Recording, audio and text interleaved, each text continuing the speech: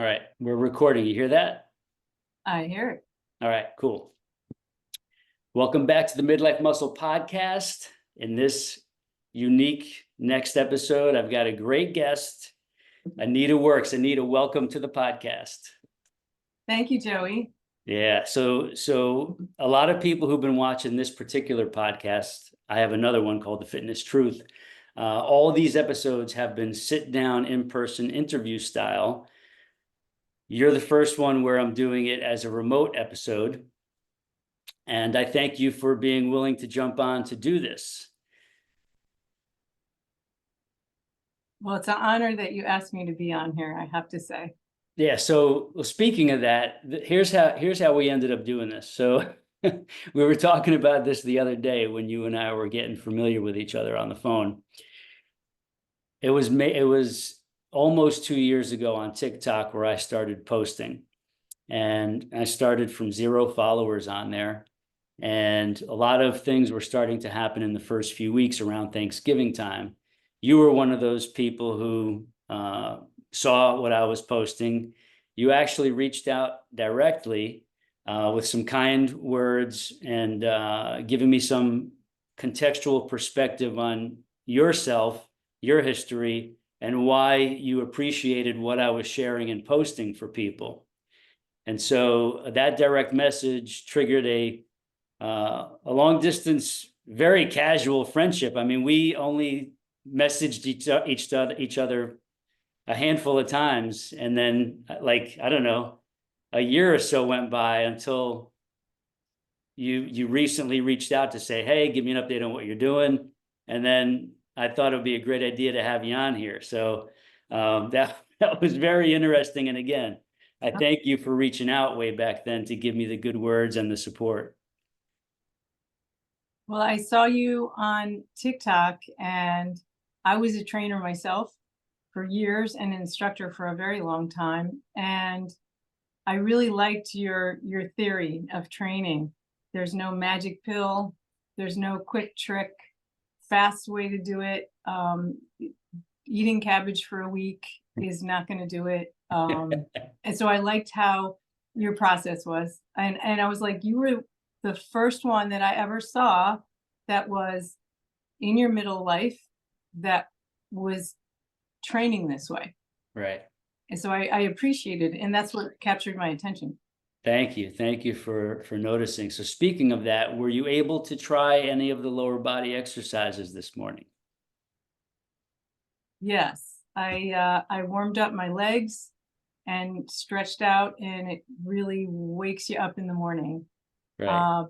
Have a little bit of rheumatoid arthritis, all that great stuff when you get to be this age. And it's good to wake up in the morning and get those joints lubricated. So yeah, that was great. Amen. So would you do the mat session from level 1 that I sent you? Yeah, I did that. Opened up my glutes, my hamstrings, and you held the positions for enough time for the muscles to open up instead of these quick moves real fast. Yes. That's not as efficient. No, right? No, momentum is the enemy. So speaking of age and arthritis and this and that, let's give our viewer, speaking of viewers, make sure, even if you're listening to this on one of the audio podcast feeds like Apple, whatever the other ones are, make sure you come watch the video version. You're going to want to see this lady because she's going to tell you her age. She's in phenomenal shape despite the arthritis, the middle-aged stuff we all deal with. She's had 1 hip replacement. She's going to be having another at some point in the future. So give us the quick 3 to 5 sentence summary of who this lady is. My name is Anita Works. I'm from Cleveland, Ohio. I'm 62. I was a fitness instructor for probably half of my life. I stopped teaching at 55 and 2 years later got a hip replacement and wanted to get back. Like, I don't necessarily need to teach and be an instructor. So now I'm an instructor and a trainer to myself. Nice. And I'm really enjoying it, actually. Awesome. Yeah. That's and I grew up in a family that was very organic. So okay. That's pretty much it. Excellent. All right. So, speaking of being your own trainer and coach, that's actually one of the things I teach. I try to teach everybody, even if somebody has hired me to be their private remote coach or locally, I try to teach them to then become their own coach. Right. And so that requires mental work, paradigm shift, right? You totally get it. Right. 'Cause you've been immersed in this for most of your life. All right, great intro. Again, if you if you're not watching and listening, make sure you come to the video version at midlifemusclepodcast.com. That's the video YouTube channel for the podcast. You're going to see what a fit 62-year-old woman looks like who, despite the challenges, the setbacks, the injuries, the surgeries, she chooses to still proactively take care of herself, doing the things that she can, making adjustments where necessary, and still getting the benefits. And now we're going to get into that story. We're going to get some of the juicy details. We're going to get some of the parts that inspire and motivate her to keep going. And so that ultimately you who are watching or listening can derive some inspiration and fuel for your motivation to make your own and keep you going, making progress, reaching goals, getting healthier on the inside, stronger and better looking on the outside as a result of what's going on the inside. So Anita, let's do this. You were born in Cleveland, Ohio. You're currently in New Jersey, right? Right. I've been Okay, here for 41 years. 41 years. Awesome. All right, so let's go back to your childhood. Born in Cleveland, Ohio. And you said your family was mostly organic? Yes, very much so. I was raised, I'm a part of my heritage is Italian and Sicilian. And Yes. every Sunday I went to Grandma Marino's house, and Grandpa Marino had a huge garden, and the whole family went home with grocery bags of organic vegetables that he grew. Love it. And I grew up eating that. So I was lucky. Yes. I was very lucky. And then I got to kind of share that with my own kids as they got older Oh, and nice. teach them to eat that way as well. Yes.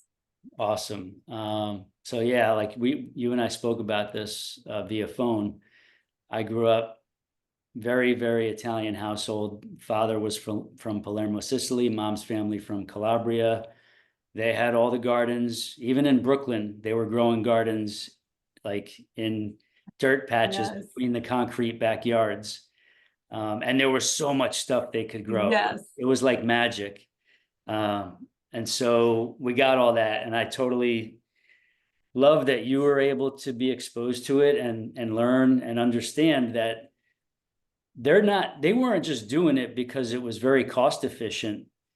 They were doing it because they know that's how we're supposed to be eating.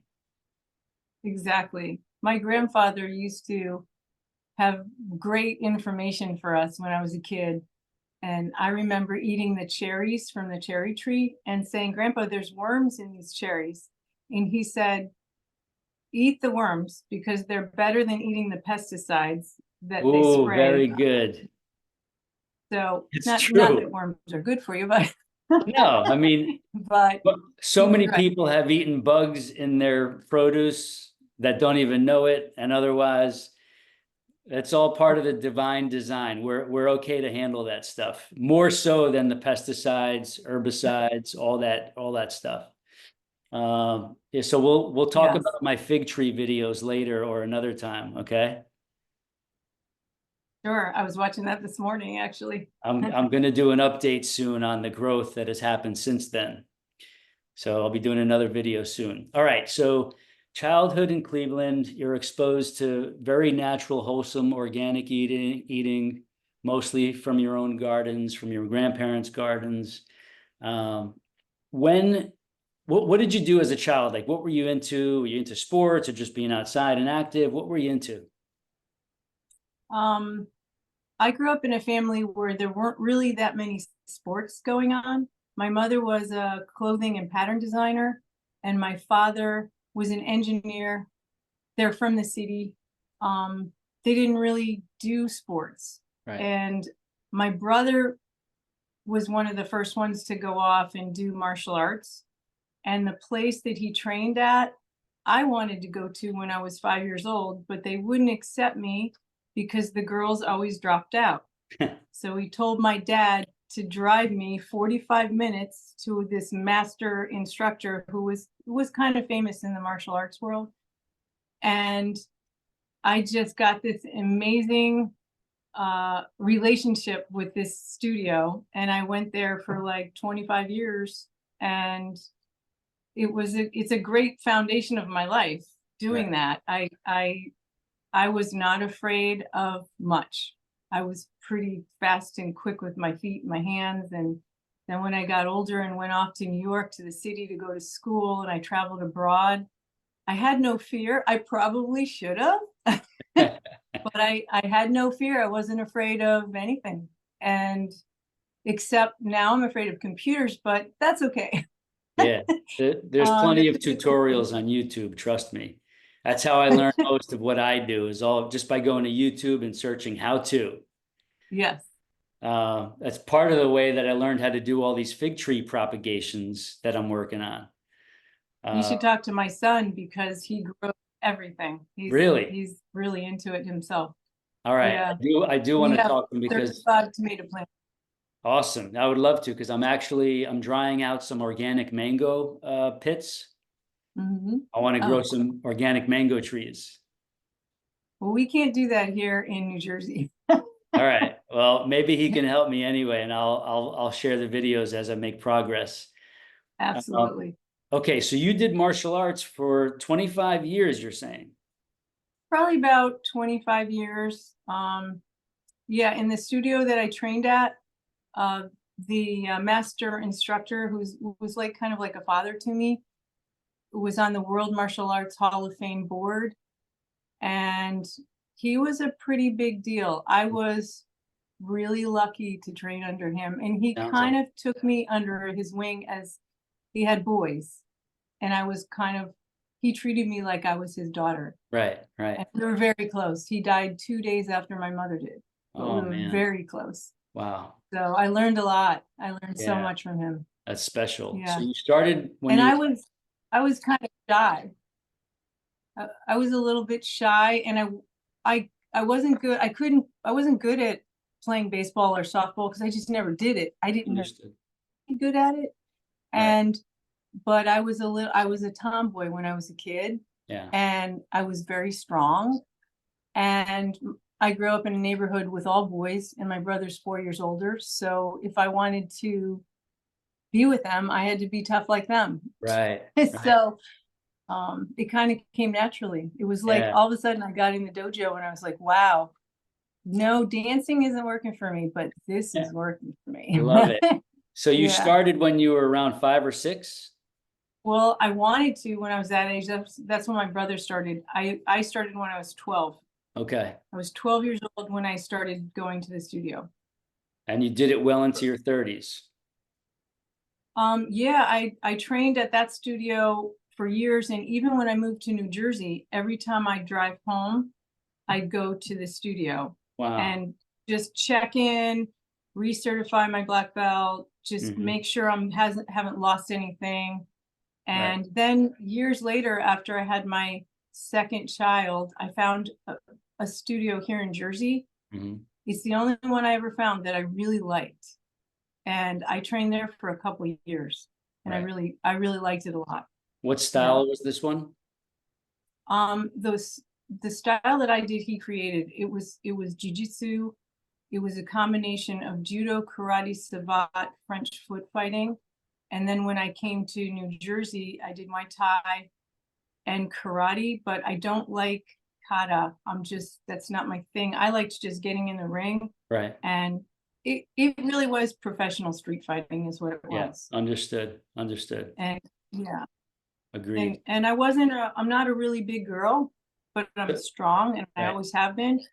So I think one of the coolest things I ever have experienced, besides of course having my kids, was being in the ring and fighting a very large man, and winning. Nice. It was That's fun. awesome. It was like, wow, I can do that. It was Love fun. it. It was a lot of fun. That must have You know, felt so good.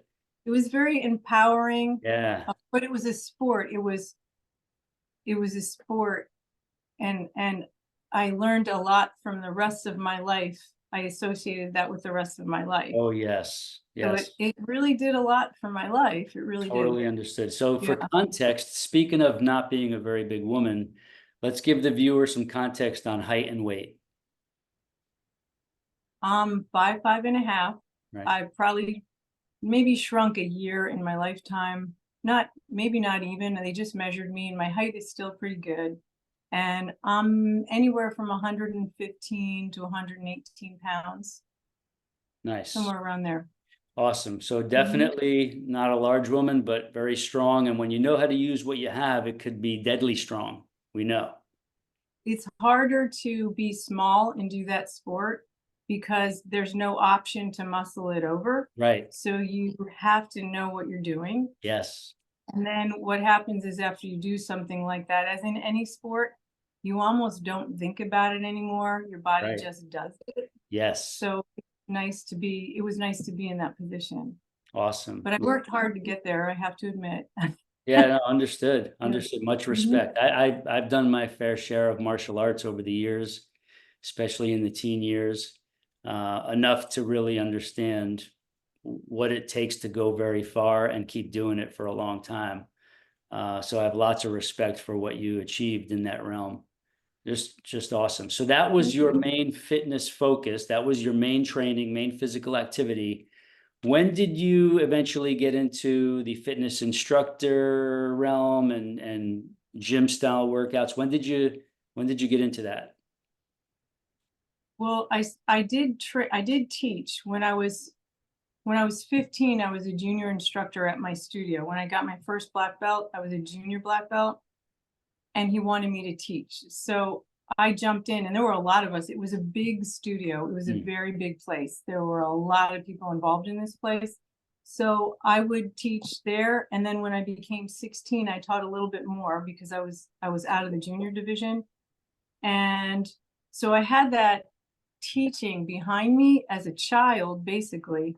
Right. And then I never told you this. I was up at 4 o'clock in the morning with my son, and he was a baby, and I was nursing him. And up comes Billy Blanks. Remember Billy Blanks? Yeah. And I was watching the videos on TV. I was watching it on TV, and I was like, I can do that. Uh-huh. And I thought that's what I should do. And at that point, my husband had a business, Right. and we were teetering with me helping him with his business Mhm. or doing something else. And I had other things I was thinking of, but I saw that and I was like, I want to teach that. I want to go in and get certified to teach that. Right. So I went and got certified to teach kickboxing at health clubs. Right. And I started teaching all over the place. I had like 5 different gyms I would rotate to, Wow. and I taught a lot, but I was in my late 30s, Yeah. and my body I could teach 15 classes a week if I wanted to. Man. I was all over the place. And then I started getting good at it, and I got into a club called Workout World, which is now Jersey Strong. Right. And at that time, it was it was just 3 clubs. And I worked right with the owners. And they asked me to be the group exercise coordinator for the club. Nice. So I had also gotten a personal trainer license, and they sent me off to get certified in body pump, kickboxing, spin, RPM, Les Mills. They sent me off to do a million different certifications. Right. So I learned a lot working for them. Nice. And then I moved on to a bigger club after that. And I was there for 18 years, and I loved it. It was some of my best you were friends doing a were there. combination of teaching classes. Were you doing personal training one-on-one as well at some point? When I was at the first club that I really stayed with, I would teach 2 classes in the morning. My kids were in daycare. I could see them on a camera. I would come out of classes. I would go shower, change, put my trainer outfit on. I would train for 2 hours, 3 hours, and then I'd go in my office and manage the Group X schedule and Wow. classes with the girls. And my kids could be there with me, Right. which was a great mom job. I didn't work full time. It was like half a day. Yeah. And it was a great job. I loved it. I really did. Understood. Yeah, I Yeah. get it. Being in that realm when you're into it is it's pretty cool you see so many people coming in and out throughout the day, throughout the week. Yeah. There's something about it. So and it's very rewarding, of course, especially when you have people that are serious enough to stick with it long term, get the benefits, get the results, make Yeah. progress. It's great to witness. So now, when you were teaching all those classes, were you then training yourself, or how were you handling your own fitness? Was it whatever you did in the Yeah. classes and that was it? Because that's a lot. No, I did more. I used to get on, I was a maniac. I would get on a treadmill and burn 1,000 calories before I started teaching my classes. And I taught 2 classes, and I did everything in the class because I was doing a kickboxing class. You have to follow, and there's legs are flying all over the Right. place. And then I'd go take a shower, decompress, and take a break. And then I'd get on the floor and train. But a lot of the training, I liked being in it with my clients, Mm. and it motivated them too. So I was like a walking muscle. Right. I was pretty strong. So you were about And what, 5'6", 5'6.5" back then? no, 5'5.5". Oh, I'm still not a five, big, 5.5 back then. All right. I yeah, thought you said you lost an inch somewhere. yeah. And what was your weight back then? Do you remember? I probably weighed about 10 pounds more than I do now. Mostly muscle, if not all muscle. I was beefier. Right. I was a lot of muscle, yeah. And I've also, since I've gotten older, I've changed my diet a lot. So I don't do, we're gonna get into that in a second. This is oh awesome. wait, Mention it. Okay, so I'm not sure if we touched on this yet, but I know I'm putting it in the preview about you've already had a hip replacement. You might be having a second one at some point. yeah, when I was 55, they showed me my hips on an x-ray, and I was not prepared for this whatsoever because I thought it was invincible. And the doctor said, you need 2 hip replacements. I think I'm going in because I injured something. Right. And he showed it to me on the x-ray, and that was then. So I had one, but you don't go until you're in pretty bad shape. Right. And I don't have bone on bone that I know of right now. If I did, I wouldn't be moving around too much. It is very painful. This is really, really important. So two parts of this are very important. One, you're not letting the hip replacements stop you. You're actually continuing, you're making modifications, which we'll talk about. Did they attribute the need for the 2 hip replacements to your very, very overactive past? Yeah, it definitely has to be a part of it. I was a road biker, taught kickboxing. I lifted really heavy weights. I lifted heavier weights than most men in my class. Right. And I did too much. Plus, I'm a Sicilian woman. Mediterranean women tend to have lower bone density, and my mother had osteo. So I probably inherited that too. Plus, I have a small frame. So it's a melting pot of everything. Right. So would you agree with me though on the opinion that the overtraining and the heavy hard training didn't help the situation? Absolutely. And Absolutely. maybe could have been the icing on the cake to make things as bad as they got. You're so right. And I should have backed off, but I thought I was invincible. Yeah. I thought everybody used to tell me when I started teaching a lot, I think I was 39 when I really started teaching a lot. And everybody kept saying, oh, just wait till you're 40, you're going to fall apart. And And all the women in my class told me that. Now, so 40 came along and I was like, well, I feel pretty good.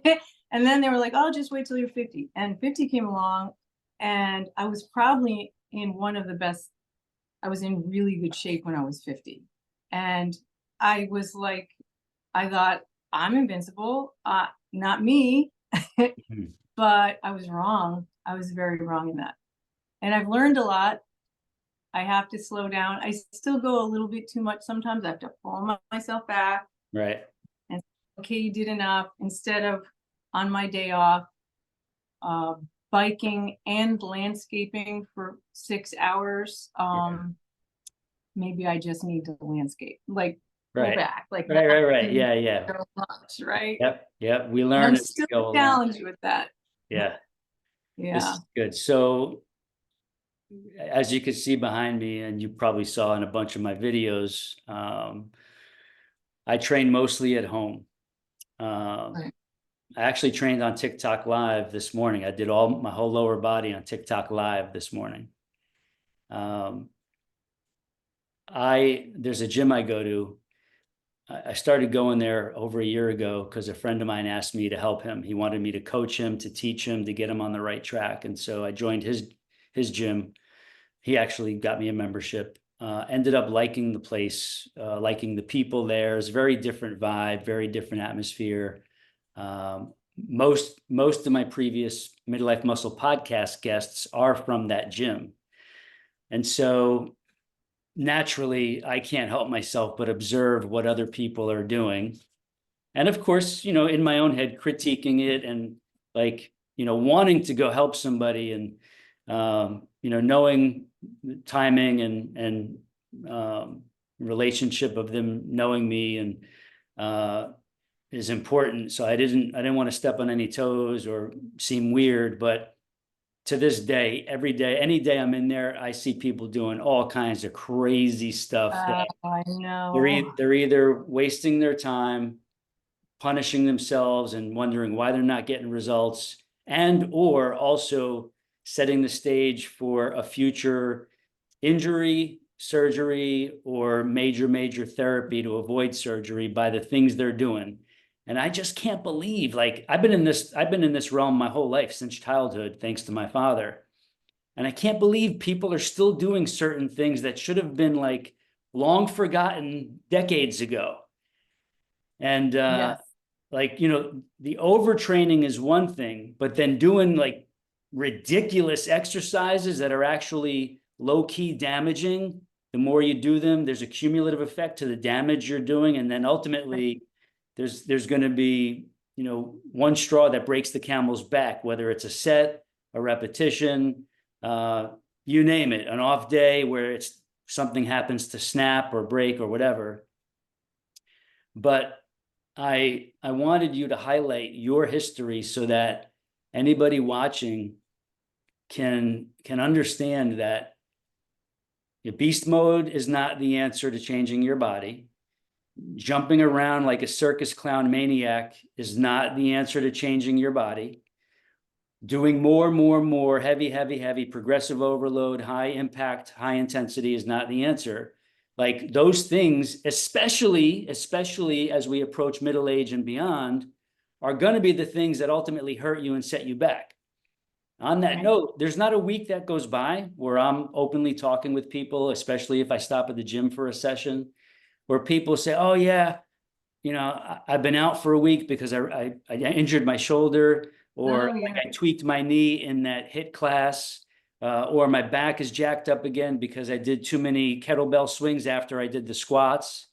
It's like, how many times do you have to do this stuff to realize you need to change your approach, right? Absolutely. So your example is a really powerful lifetime snapshot example of what can happen when you grind yourself to a pulp, thinking that, no, those injuries won't happen to me. I'm good. Like, I got this. And here you are like, hey, you need 2 hip replacements, lady. Yep. I have to be a little bit more realistic with myself. And I used to train a lot of seniors as well. I have a lot of patience. I love older people. Right. Because we're all going to be one someday, and I am now. And and you can't be really aggressive. You have joints that only can handle so much, and Right. you have to make I had to make changes. I cannot go in a dojo and fight anymore. I can't run anymore. I was a runner. I can't road bike really fast anymore. And in the beginning, I was a little panicky, like, well, how am I going to do this? But like I've said, you do it too. I love to paddleboard. It is probably Yes. one of my favorite sports. I bought a blow-up board a couple of years ago. I told my daughter it was the best investment I've ever made. It was like $500 at Costco. Right. And I love it. Understood. And it's really good in more than one way. Like, Oh, it's yeah. it's great for your arms. It's good for your core. It's when you're older, you have to learn to balance. Yes. And I always had good balance, but I don't want to lose it. Right. And you have to, like, if you make one false move, you're going in. And so, especially when you're in the channel and it's choppy and the boat's going by. Yep. But it's also a Zen workout too. Yes. There's days when I'm out there and it's on Sundays. I could hear the church bells ringing in the background. I don't have to go into work till later that day. Right. And it's kind of like my church. I'm out there, I'm on the water, and sometimes the glistening, I'm in an area called the Glimmer Glass, and it's really beautiful. Nice. And all of a sudden the glimmers will come all the way. I feel like it's coming to me on my board, and it's a good feeling. And I just go for an hour. Yeah. So that's once a week I do that. Yeah. And I bike, and I've biked my entire life.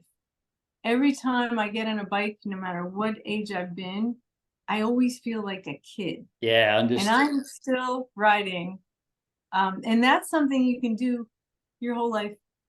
Oh, yeah. Unless, you have some certain limitation, but I have a hip replacement, and that's what they suggest. Right. And I used to suggest that to my clients, knee replacements, hip replacements, because I taught spin. Right. Get on a bike. There's no impacts. Yeah. So there's a lot we can do. Oh, yeah. Yeah. There's always Absolutely. something. Yeah. And when we're talking about this, it's not like the changes you make are going to cost you the results you want in the aesthetic parts of the equation. Okay, so we realize we need that inner health. We need the good numbers. We all want to look good on the outside, right? And so I think one of the things that people struggle with is taking a gentler, safer approach going to sacrifice my results? And I prove to people, that's why I do so much on video, that a safer, gentler approach, if done properly, is actually going to give you better results than you were getting doing all the other mass market crazy stuff. Right. And once people try it, they realize, ooh, okay, this feels different. Like, okay, like I'm all ears now, Well, look at you. Like, you're pretty ripped, Joey. Thank you. And you're not doing those crazy things. No, that's why I do my sample videos, like the TikToks. That's why I do post stuff on Instagram. It's why I do my own training sessions live sometimes from start to finish, so that people can see in real time, what's this 54-year-old guy doing to look that good at his age? And when they see, I'm not pounding crazy heavy weights, I'm not jumping around like a maniac, I'm not swinging 70-pound kettlebells through my crotch, like doing all this stuff that you see a lot of other people are promoting, yet you could put me side by side with any of them, and I will carry my weight and look just as good in that realm, in that zone of, yeah, that guy's in shape for sure. I would like to look similar to that. Right. And I show people that this is how I'm doing it. Like, you see me doing everything I do, and this is the approach we take. This is what I teach. This is in my videos. This is in my programs. You can do this too. Right. So, all right, that's that. So speaking of that, before we move on to the nutrition part, if you have any questions about the videos I've shared with you, today you got a little taste of the gentle lower body approach. Mm-hmm. if you get into the other ones, you have any questions, just reach out to me. Like if you're trying to do some of the core and midsection, if you're doing any of the other lower body trainings over the next week or 2 or 3 and beyond, don't hesitate to reach out for any input or guidance. I'm really happy to help so that, number one, you get better results. Your hip replacements are more successful because of the good exercises you're now doing. And other people can then ask you, oh, you still look wonderful. Actually, you're looking a little better. Like, what are you doing?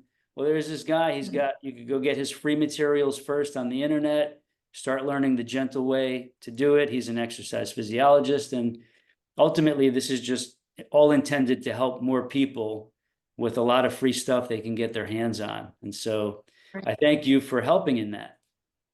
I've told a lot of people about you since I've been on TikTok for the past couple of years. Thank you. Because I've got all of my really good friends most of them are from the last gym I worked at, and we travel together. Okay, right. We're really close, and they all know about you now. Thank you. I appreciate that big time. That is a real blessing, and I appreciate it big time. I've learned a lot. So oh, you're just getting started. You're just getting started with me. I got a lot of good stuff you haven't even seen yet. All right. I can't wait to see, like, because I talked to you about this. I need to be in a safe zone from my bone density, and I can't do impact anymore. So that's the direction I want to go. All right. Like, I want to increase my bone density, and I got to change some of my nutritional routes because I don't do dairy anymore, and I'm worried about my bones. And I think now I better catch it now. Yep. I just did massive blood work in all different directions, and it's going to help me with what I need to do going forward. Right. So like we spoke about on the phone, and that triggered me to give you access to the videos so that we could start working on this bone density stuff. Mm-hmm. You and I will circle back via phone over the next few days or on the weekend when you're not working, and we'll go deeper into that, and I'll give you a little bit more guidance going forward, especially on the nutritional part as well. Okay. Now that you got all your blood work back, I'll ask you about some specific numbers and stuff. Sure. And then we'll go forward from there. I'm really big on helping with that stuff. Okay. Absolutely. It all goes together because I, as you know, that's what you are, a whole package with your system. It's not just one thing. It's a whole package. It's a lifestyle. And I used to instruct people. It is, yeah. Synergistic lifestyle. Thing. Right. So I used to teach people that would work out. Oh, go ahead. Yeah, no, understood. On the nutritional part, so you were inside the Total Access video area, and you texted me, I got recipes you're gonna love. So we'll talk about them specifically now, but number one, we're definitely going to talk about those afterwards.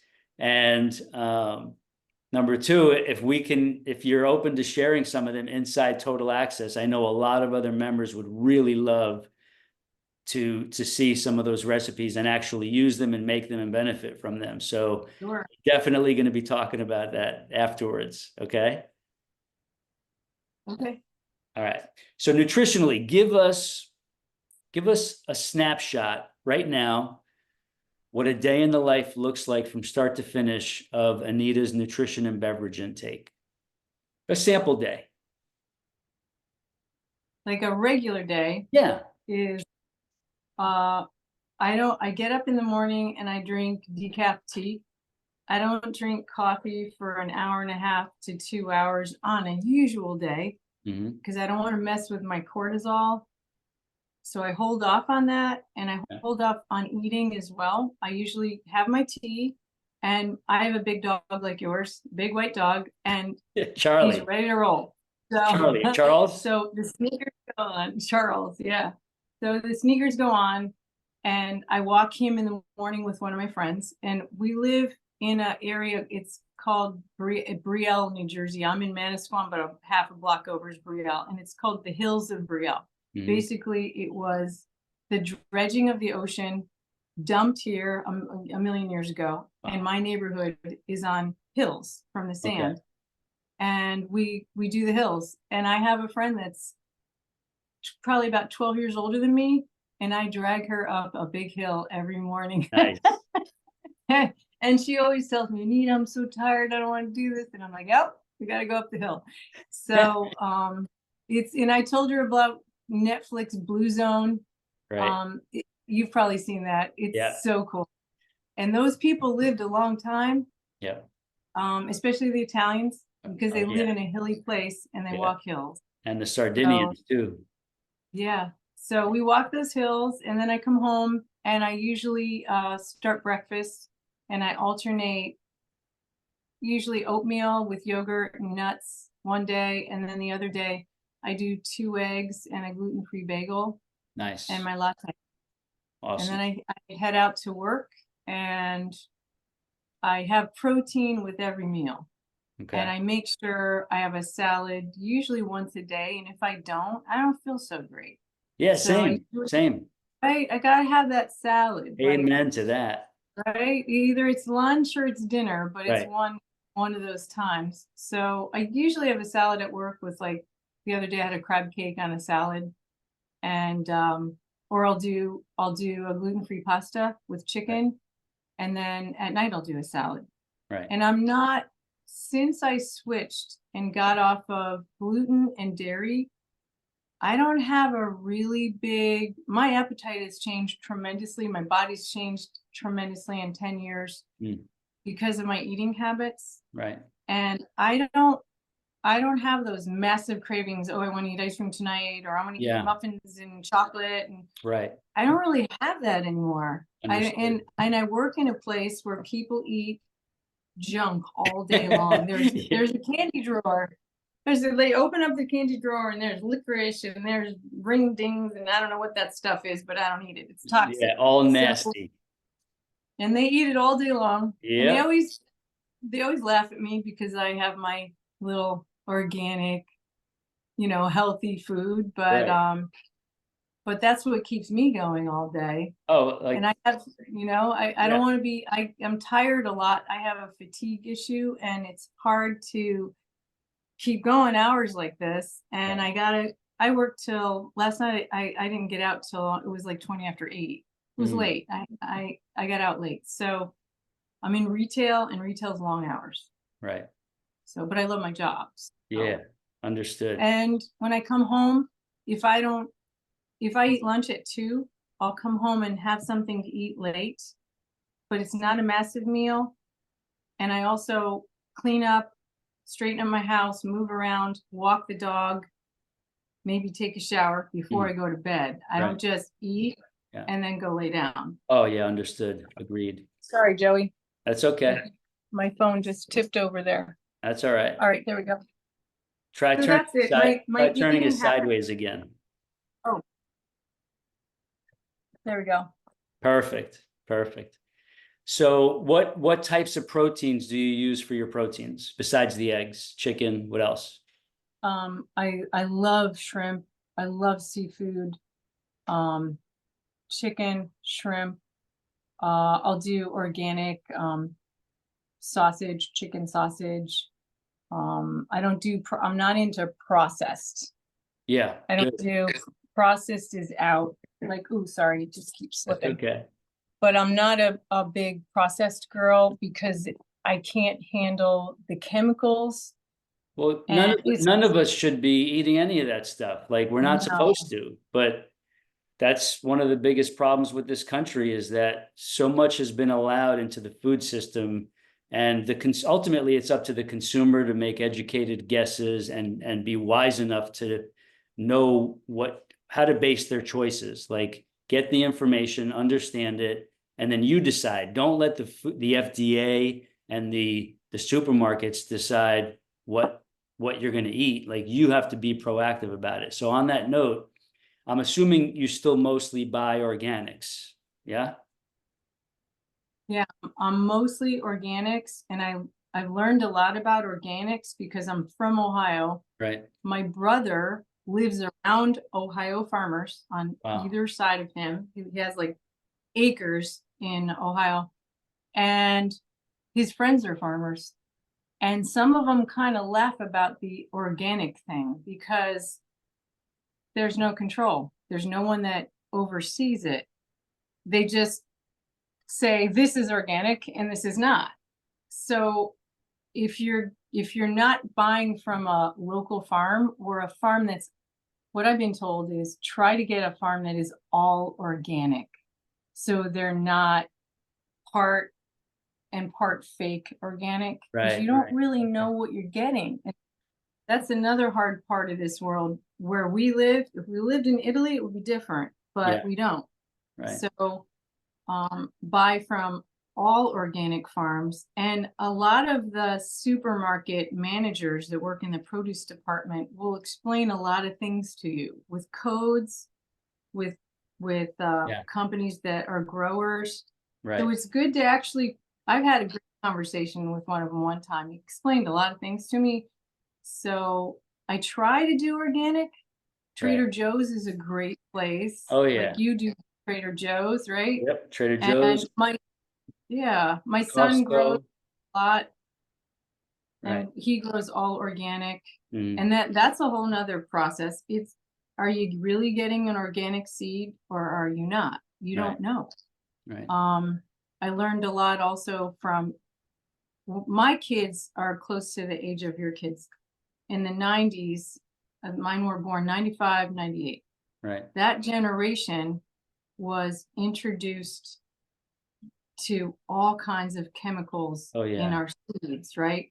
And Monsanto put chemicals into corn seeds. So when the seed grows, the chemicals come out of the seed as it grows corn. And corn is really bad. Like you'll see the corn sugar in foods, and that is one of the worst things to eat. Industrial don't corn, eat like it. Industrially grown corn, absolutely avoid. Like I wouldn't even consider it. And it's so, and our kids, unfortunately, that generation, that's what they've grown up on. So when I was raising my kids, their baby food was the vegetables in my garden that I pureed and put into ice cubes. And my husband's family thought it was crazy, but, and then with their milk, it was hormone-free milk. And everybody was like, why are you spending all this money? And see, my mom's, it's so crazy. There's still people who think like that. Like, oh no, I'm not buying organics. They're more expensive. I can get more of the regular stuff for my money. It's like, that's not what you're buying. You're buying your health. You're investing in something higher quality. And then when you start cutting out all the junk that you don't need, that you're wasting your money on, you actually come out ahead of the game. Right. And then the equation starts to make a lot more sense. But everybody has their own justification up here. So we can only do what we can do and teach others who are open to learning. On that note, so when you and I reconnect later on or later in the week, please remind me to talk about the energy thing, because I think I can help you with that. Okay. Sure. And also, I think I may need to talk to you later because I got the couch deal possibly going down later with Ronnie. I need your input on something though. Okay. Absolutely. All right. I know a lot about that. Yeah. I want your input on my choices. So, okay. What about when you do want something sweet or a treat or anything, if ever, what do you like to turn to? I love chocolate. I love chocolate. I probably eat it almost every day. So do I. All right. Which ones do you buy? What do you get? I do all different types of chocolate, and sometimes I do cheat with like Hershey Kisses. But I buy all different kinds. I have millions of different kinds. I have yogurt covered almonds. I have dairy covered, cashews. I love all of that, and I try to mix the nuts with it, so I'm not eating so much sugar. This is so funny. And I love nuts, so it all works out. It sounds just like me. It's my happiness. Full. You should see my drawer. I'll sit down and I got so many different chocolate items in my chocolate drawer and part of the pantry. It's like it's dysfunctional, but it's real. It's like chocolate's good for us for the most part, especially if we're choosing I decent love ones. But yeah, we'll compare some notes on that because I'm half of my body is made of chocolate, actually. I think mine is too. I have Yeah. to admit. Oh, I The get only, it. I get it. All right. So chocolate is your thing. Awesome. oh yeah, chocolate. Let's go back to some specifics. The latte, what type of milk do you put in your latte? I do Elmhurst. I get it at Whole Foods or I get it on Amazon, and it's only nuts and water. There's nothing else. I don't buy that in the grocery store. I used to do the almond milk in the grocery store. Well, I have problems with my intestines after COVID, Right. and you're not really drinking much nut. There's hardly any in those milks in the supermarket. So I'm pretty much, I order like 6 at a time. Sometimes I'll just do an Amazon order, and Okay. there's cashew, there's almond. I like walnut with my latte because it has like a I'm writing this down. So this is Elmhurst brand, yes, plant-based milks. it's plant-based, yeah. And it's not cheap, but then look at it, just like you said, like if I drink the other stuff that's going to mess up my intestines, then I'm going to have to go for research on my intestines, and they're going to put me on meds, which I'm not going to do. Right. And so I pull it back, and that's what I do. That's what works for me. Totally understood and agreed. All right, this is great. So let's all right, so that's good for the listener to hear because that's a great nutritional foundation. But again, you and I'll circle back in the next few days or on the weekend. I'll help you start making some tweaks to all that to address the osteoporosis thing and the energy thing as well. Let's go to supplements without naming any name brands. What supplements do you take, if any? The most important supplement I take is chlorella, and it's anti-inflammatory. I have a little bit of an inflammatory situation, plus I need a hip replacement, so my body on that one side is more swollen than the other. Okay. So it decreases the inflammation, and it's also for my cognitive skills, because when you're inflamed, your whole body's inflamed, including your brain. So I get foggy, and I have a challenge with that. So you have to build up. You start with 1, and you build up to 6 a day. And I do 3 in the morning and 3 at night, and I never miss those. That is my most important. And the second one is magnesium. Okay. Magnesium is super important. It's calming. It cleans out your system. It helps in so many different ways. Magnesium is huge. And people think that I'm really calm and zen. Right. But once you get to know me, the wheels are spinning pretty fast inside. And I want to do everything, and you can't. And I'm learning that. I'm still learning. Right. But that helps. Magnesium, B, oh gosh, I have lists of vitamins. I probably take about 12 to 15 a day. Oh, okay, so there's a bunch. Yeah, there's a lot of stuff. Okay. But that's also why I went to a nutritionist to get my levels, to find out where I am. And luckily, I'm in a really good range with all my vitamins. I thought I was going to be D deficient because I've been D deficient most of my life. But what I'm taking now is working. Good. And I don't miss that. And biotin. Right. Biotin is for your skin, hair. I have actual patches. I know everybody thinks I have so much hair, but I have patches in the front that if I didn't take biotin and do some of the things I do, I wouldn't have much hair up there. Really? Because it's a hormonal thing. Right. And yeah, I take a lot of stuff. I do. But that also comes from my grandfather. My grandfather was the one in the family that started off this fitness and health thing. He was running in his 70s. Right. So right. He taught me a lot about vitamins. Awesome. All right. So when we reconnect, I'll get a closer look at all that. Maybe there's some adjustments there that can be made as well. All right, good stuff. Okay, so besides the hip stuff, and maybe that's your answer here, have you ever had any other major injuries over the years, overdoing it in the fitness realm, any kind of setbacks that you had to bounce back from? Does anything come to mind? Yeah, I've had quite a few. If you're in martial arts, you're getting banged up a lot.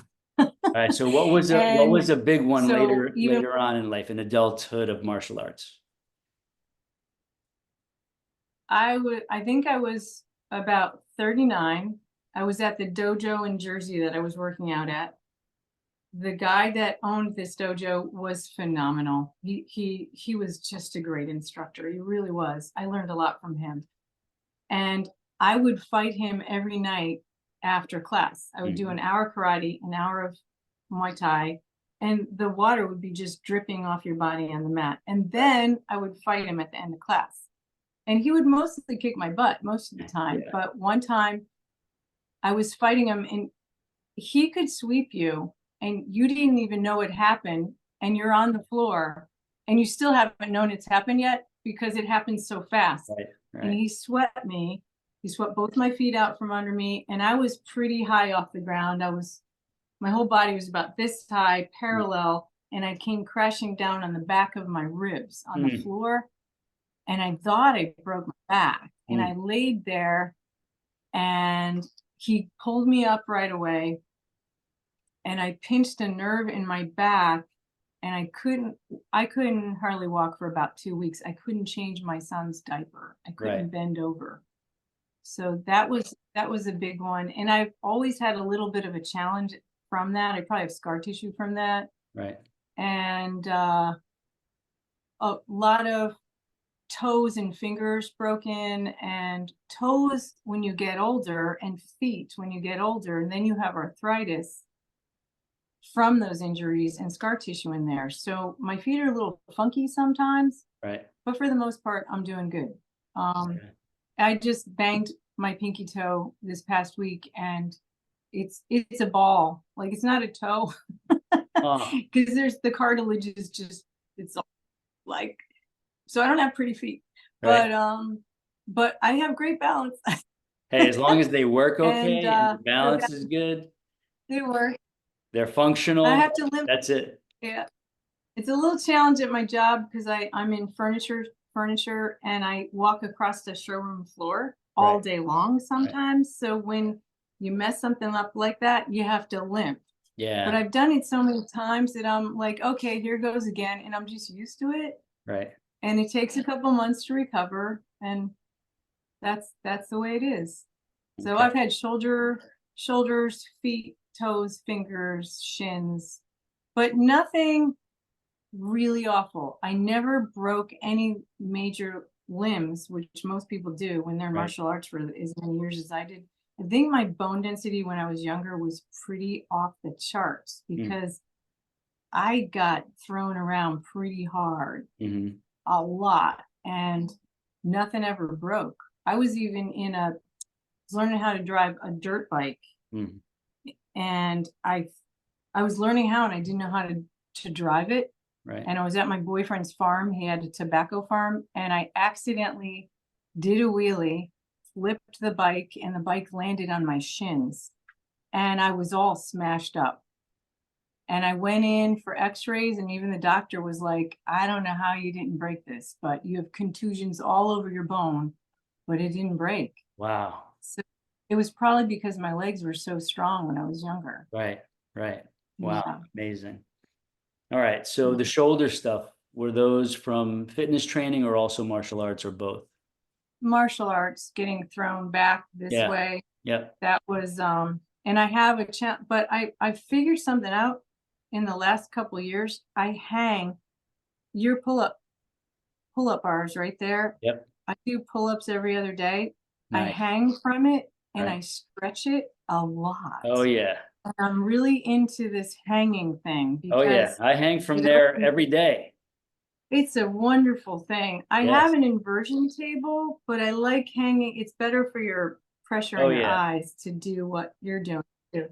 So I do that. And I think people at the gym where I go probably think I'm a little crazy. They're probably like, what's this old lady with gray hair doing all this stuff? Like sometimes they look at me and they're trying to figure it out and they ask me funny questions and I just kind of do my thing and I don't care what Exactly. anybody else thinks.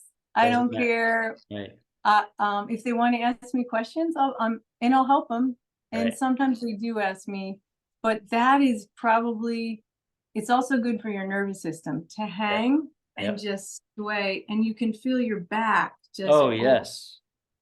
and when we get older, we go forward. It's Right. just natural. So it helps hold me upright and keep my posture high. Helps the posture for sure. Yeah, I hang from this thing several times a day, not just once.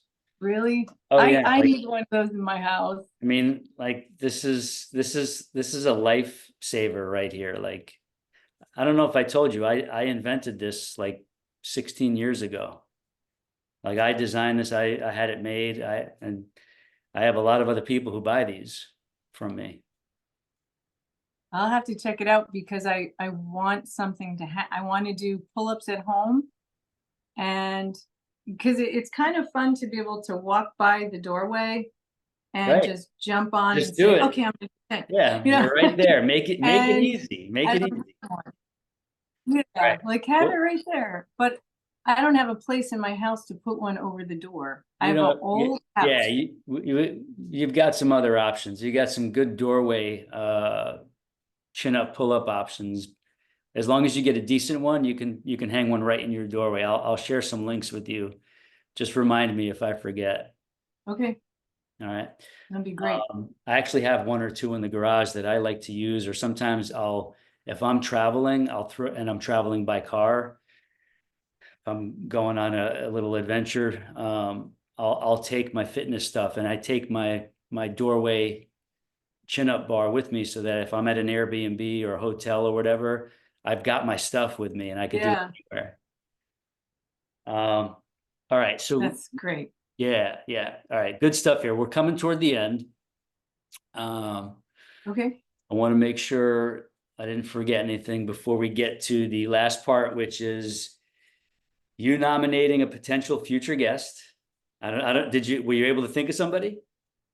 Yeah, I have a couple people Okay, that okay. would be Cool. great. All right. So we're going to talk about them next. And then we get to turn the tables. You get to ask me at least one question. Okay. And then if you wanted to, you could share a social media handle or something if you want to. It's not mandatory. So let's go back to the nominate part. You ready to nominate a couple of future guests?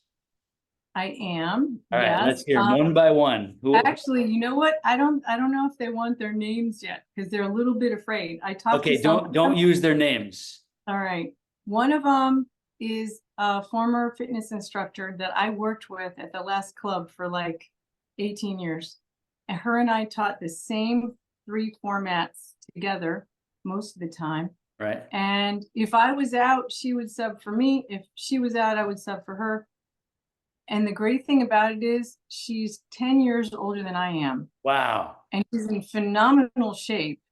And I just spoke with her before I talked to you. Really? And she was kind of like my mentor when I started at that last place. I was the youngest, I was the new kid on the block. I was Yeah. the youngest there. Everyone was 10 years older than me. And she's a bit of my mentor. She's very smart, very talented. Her father was a doctor.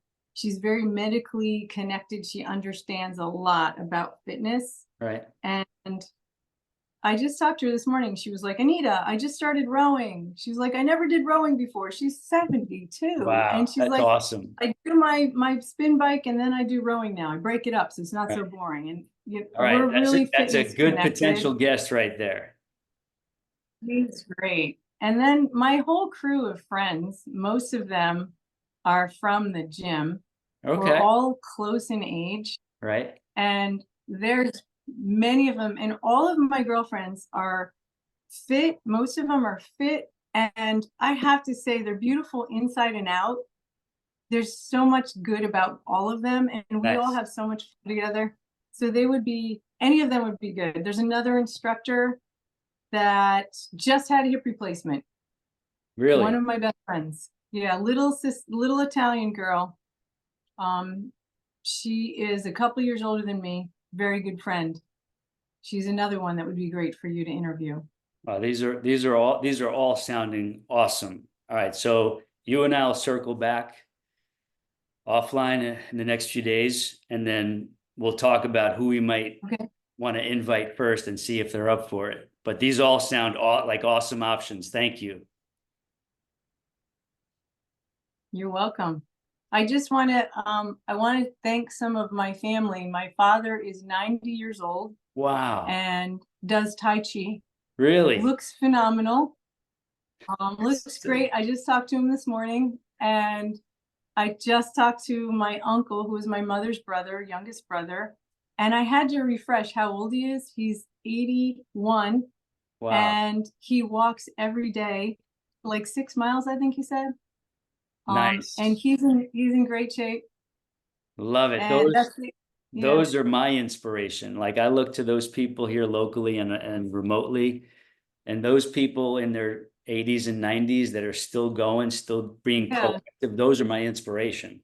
They are. They can do it. Why can't we? Absolutely. And the only way we get to do it then is by making the investment now and making sure we're doing it now, so we can reach that point in decent enough shape to keep going. Right. Absolutely. I love it. That's awesome. Good stuff. All right. Do you have at least one good question for me where we turn the tables now and you get to ask me a question? Yes. What is your one most important life and fitness thing that you do? One thing that is the most important of everything that you do in your life to keep you where you're at. That's an awesome question. Everything. That's a lot. That's a big one. Yeah, this is awesome. And I'm like, man, what could she possibly ask me? Because I always like to try to guess what is somebody going to ask. But this is right on point. So it's we didn't talk about this yet, but having grown up traditional old school Italian, the religion of choice was Roman Catholicism. And that's what we were raised with. And in early to mid adulthood, it stopped making sense to me. I wasn't seeing how it was a legitimate religion to follow. So long story short, I basically fell away from it. At certain points, considered myself an atheist, what have you. And then maybe within the last 10 years, give or take a little bit, I had this turning toward Christ and a hearing of like a direct relationship with Jesus, right? And so I found myself, even when I wasn't religious anymore, and I don't consider myself religious now, I consider myself having a direct relationship with Christ, and doing my best to live my life according to the principles taught by Jesus, Christian principles, biblical principles that are all there for us to have access to, whether you're religious or not. And so the biggest thing that has changed my life in the last decade, it's been kind of gradual, is my realization that we are miraculously made. Like, when you understand the human body and you really look at life, even just this fig tree propagation project, growing full trees from little sticks that are cut as branches.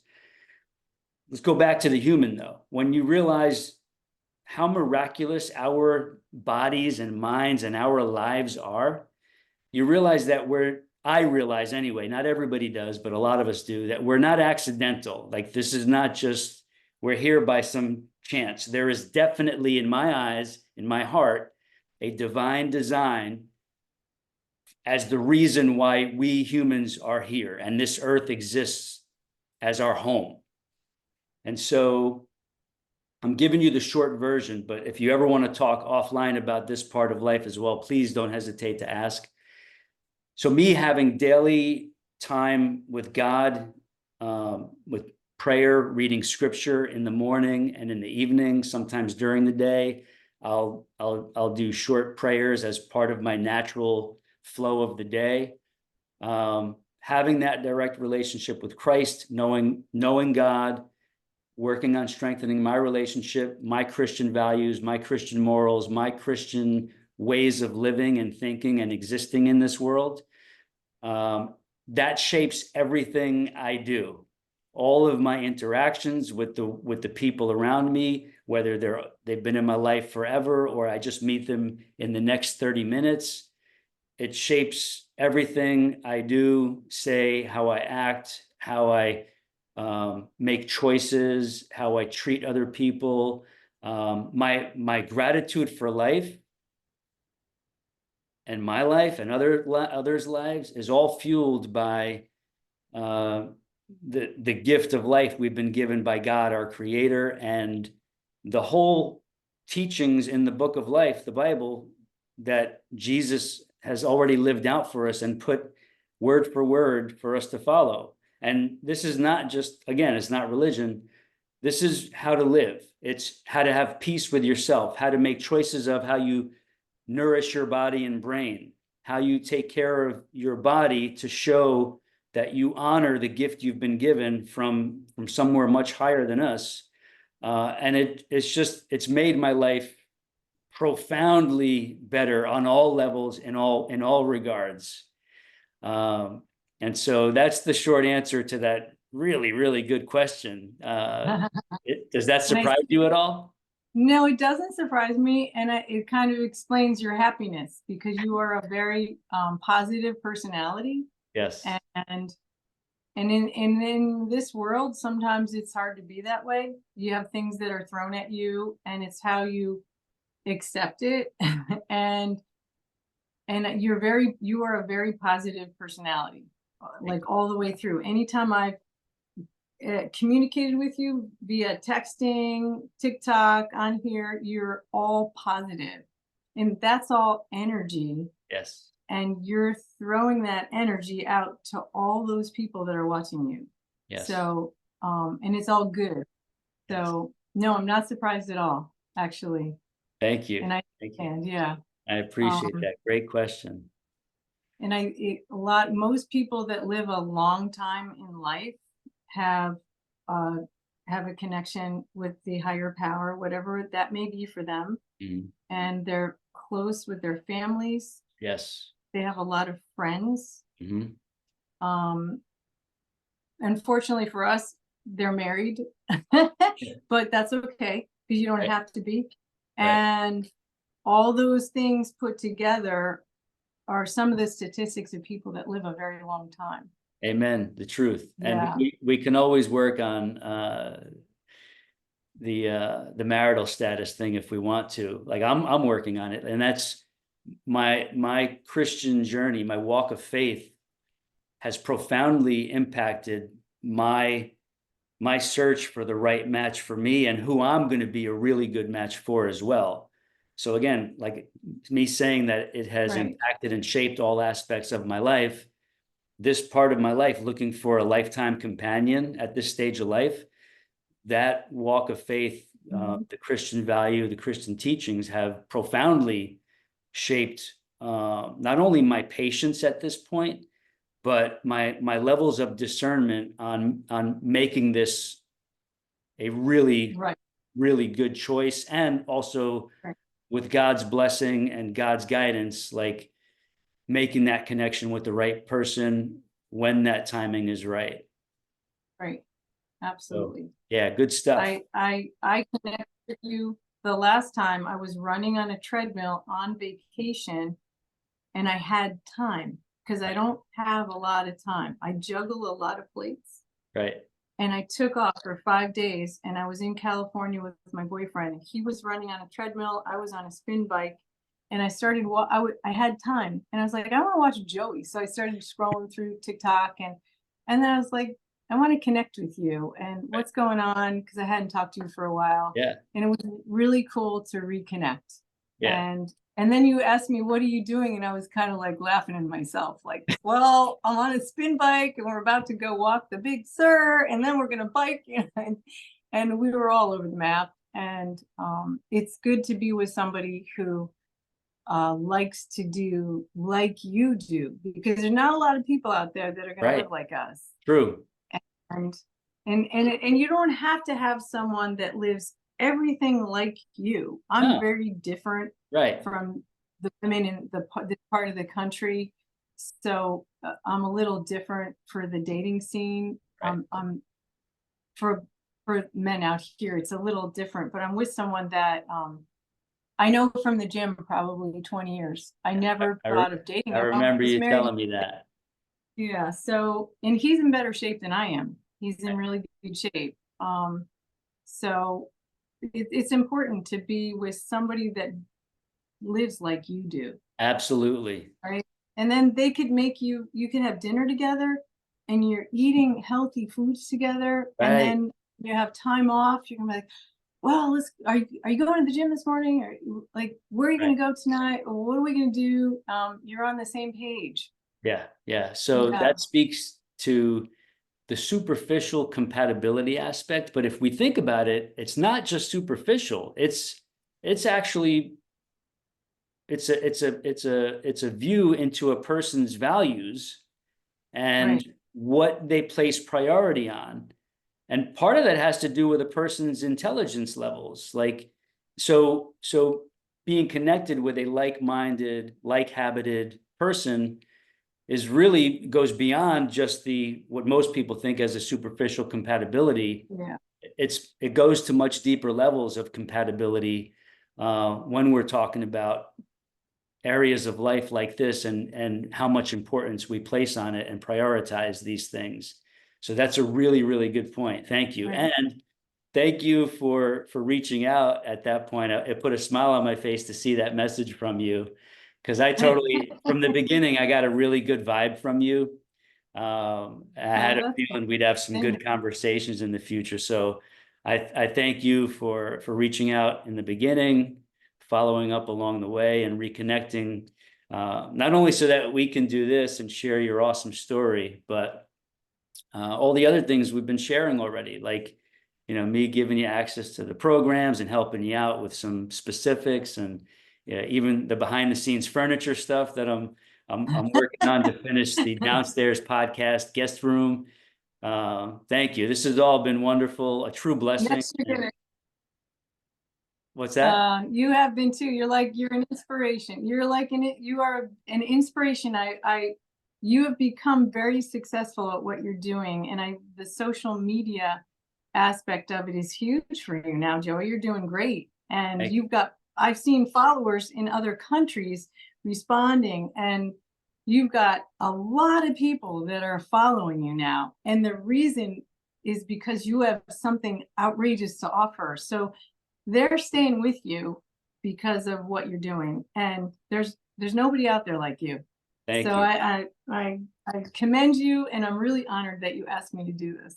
Thank you. I appreciate you, my friend. We're going to have many more good conversations. So on that note, let's give one last strong bicep flex for the teaser, for the camera. Turn your palms in, squeeze those biceps, palms in. Yes. Awesome. All right. So anybody tuning in, whether it's on audio or video, make sure you go to midlifemusclepodcast.com. You'll see the video version. Leave us some comments. Let us know what you love. Let us know what you like. Let us know what you want more of. And make sure you check out the past episodes after you watch or listen to this one. Make sure you leave some comments for us, and then subscribe so that you could see all the future episodes and not miss anything from all these awesome, incredible stories, just like you saw and heard Anita's today. We do these to help other people get inspired, motivated, and stay on track regardless of what life looks like at any given point, because we all live challenging, crazy, unpredictable lives, but we still got to make it a point to take care of ourselves And this is why we share these stories, to show you how we're doing it and how you can do it too. So until next time, peace and much love. Anita, so much love to you. Thank you for your time and energy. Okay. And I'm gonna, as soon as we wrap this up, I'm gonna be texting you either within the hour or the next few hours, and just take your time in responding. I know you're busy, but I'm gonna be in Okay. touch to circle back with you, at least on the couch related stuff from You got it. from Ronnie over at the showroom. Okay. Terrific. Thank you so much, Joey. You're Have a welcome. great day. You as well. Talk to you Bye. soon.